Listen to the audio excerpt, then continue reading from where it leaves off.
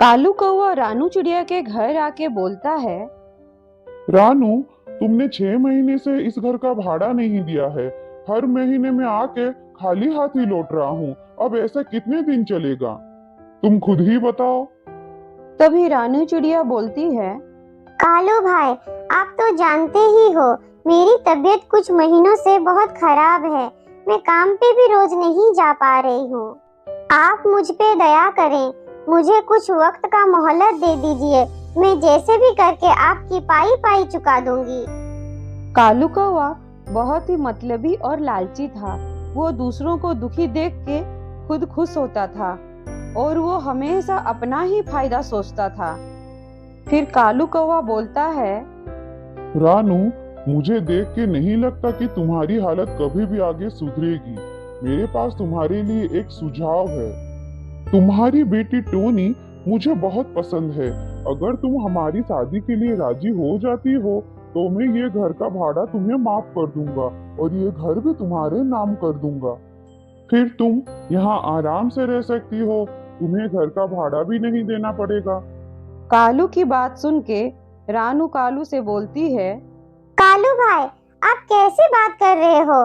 Tony अभी बहुत छोटी है, वो तो अभी पढ़ाई कर रही है। आपकी उम्र और उसकी उम्र में जमीन आसमान का फर्क है। मैं अपनी बेटी की शादी आपसे कैसे कर सकती हूँ? तब कालू बोलता है। मैं तो तुम्हें तुम्हारी भलाई के लिए बोल रहा था।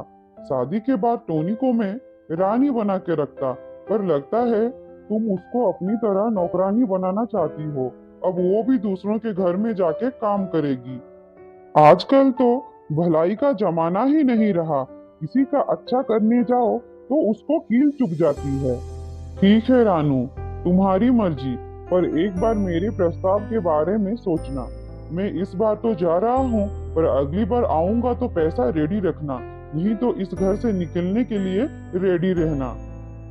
ऐसे बोल के कालू कौवा वहां से चला जाता है। कालू कौवे के जाने के बाद टोनी अपनी माँ रानू को बोलती है। माँ, अब मैं और पढ़ाई नहीं करूँगी। स्कूल की फीस ना भरने की वजह से मेरा नाम स्कूल से काट दिया गया है। माँ, मैं एक काम करती हूँ, आपकी जगह मैं रोज काम पे चली जाती हूँ। तब कुछ पैसे आ जाएंगे तो कम से कम कालू अंकल के घर का भाड़ा तो दे पाएंगे। हमें घर से बेघर तो नहीं होना पड़ेगा।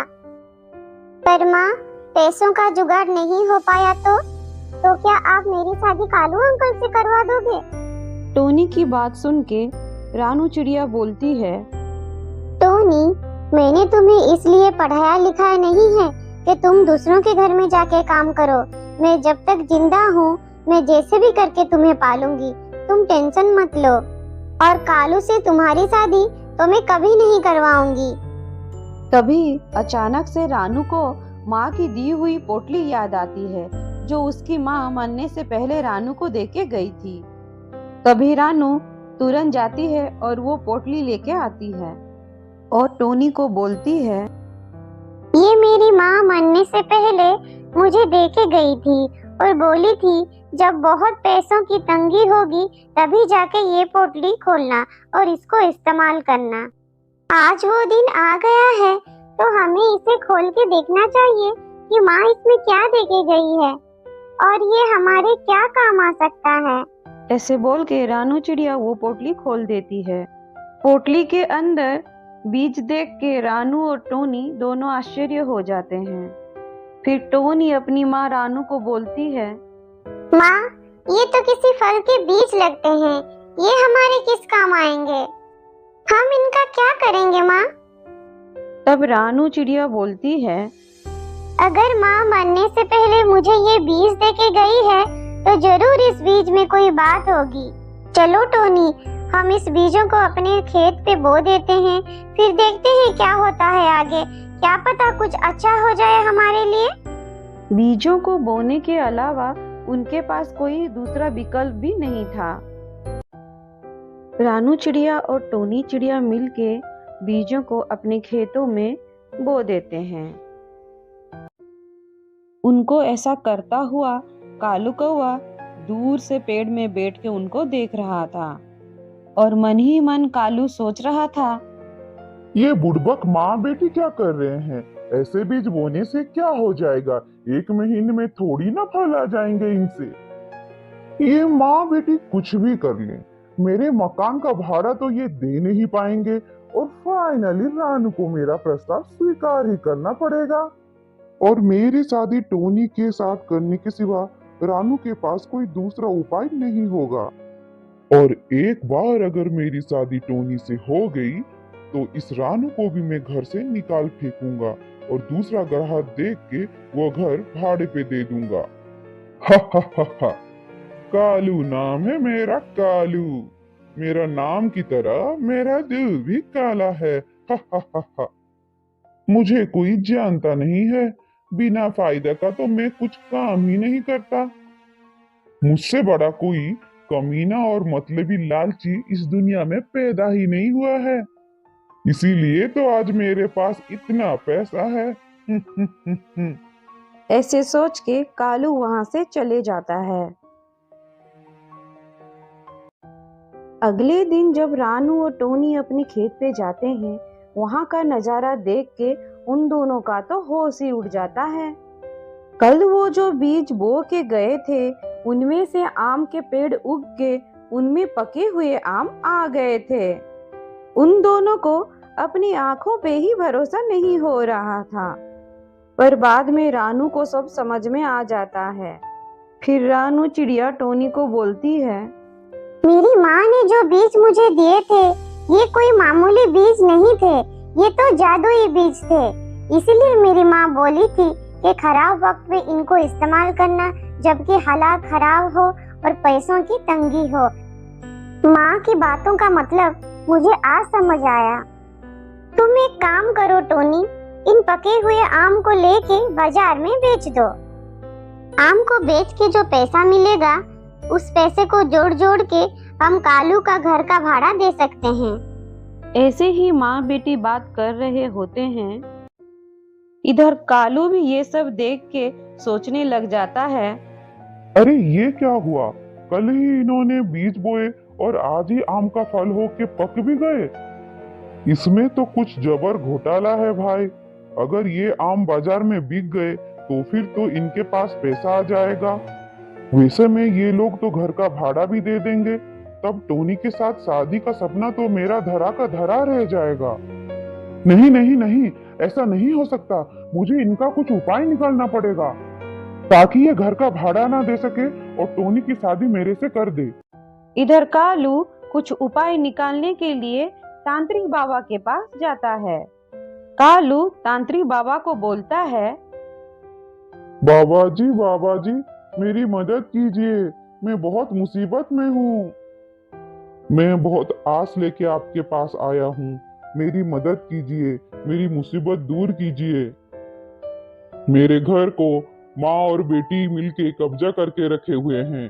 वो मेरे घर का भाड़ा भी नहीं दे रहे हैं। ऊपर से मेरा जमीन भी उन्होंने हड़प लिया है और मेरे जमीन पे उन्होंने आम का पेड़ लगा के उन आम को बेच के अच्छा खासा पैसा कमा रहे हैं, फिर भी मेरे घर का भाड़ा नहीं दे रहे हैं। इसीलिए मैं आपके पास आया हूँ, आप मेरी मदद कीजिए, इस चीज का कोई हल निकालिए। कालू कौवा की बात तांत्रिक सच मान लेता है और कालू को एक जादुई पानी का बोतल देता है और कालू को बोलता है, लो, इस जादुई पानी को सभी आम के पेड़ों में छिड़क देना, सब सही हो जाएगा। कालू कौवा तांत्रिक की बात सुन के खुश हो जाता है और जादुई पानी का बोतल लेके वहां से चले आता है। उधर टोनी कुछ आम लाके बाजार में बेच देती है और उसके बदले में उसको बहुत अच्छे पैसे मिलते हैं। तांत्रिक की बात मान के कालू कौवा वो जादुई पानी सभी आमों के पेड़ में छिड़क देता है। अगले दिन सुबह जब टोनी और रानू अपने खेत पे आते हैं, सभी आमों को सड़े हुए देख के मानो उनके पैरों से तो जमीन खिसक जाती है। वो दोनों ही घबरा जाते हैं। तभी टोनी अपनी माँ से बोलती है, माँ, कल तो सभी आम ठीक थे, फिर आज कैसे सड़ गए? ये कैसे हो सकता है माँ? हमने तो सोचा था इन आमों को बेच के कालू अंकल के घर का भाड़ा भरेंगे, पर अब तो ये सड़ा हुआ आम कोई नहीं खरीदेगा। अब हम क्या करेंगे? हम घर का भाड़ा कैसे भरेंगे माँ? रानू चिड़िया के पास टोनी का प्रश्न का कोई जवाब नहीं था। रानू चिड़िया तो बस रोई जा रही थी।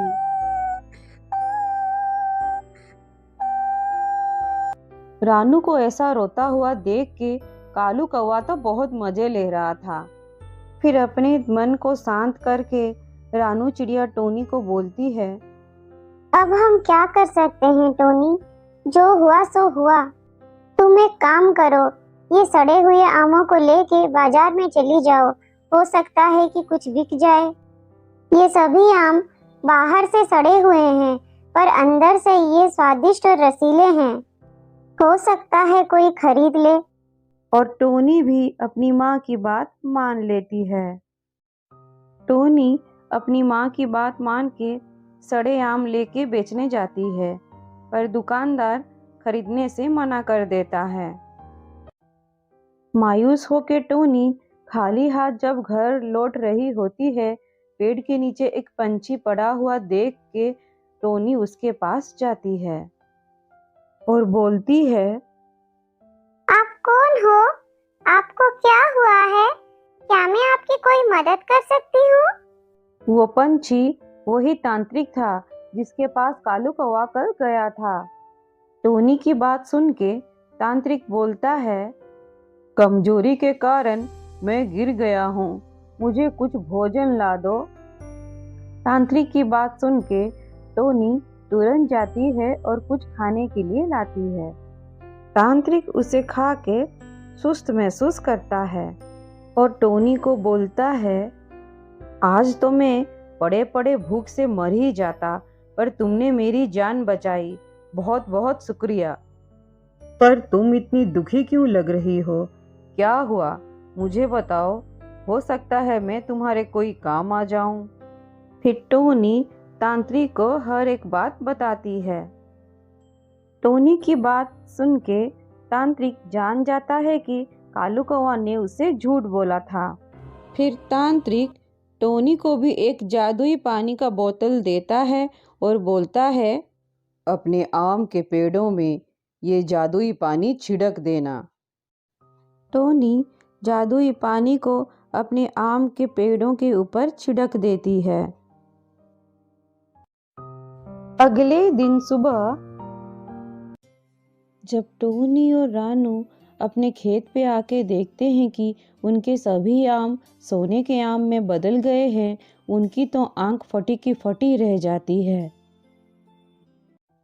फिर रानू और टोनी सोने का आम लेके सोने की दुकान में बेच देते हैं और ऐसे ही सोने का आम बेच बेच के टोनी और रानू बहुत अमीर हो जाते हैं। रानू चिड़िया कालू का सभी पैसे चुका देती है।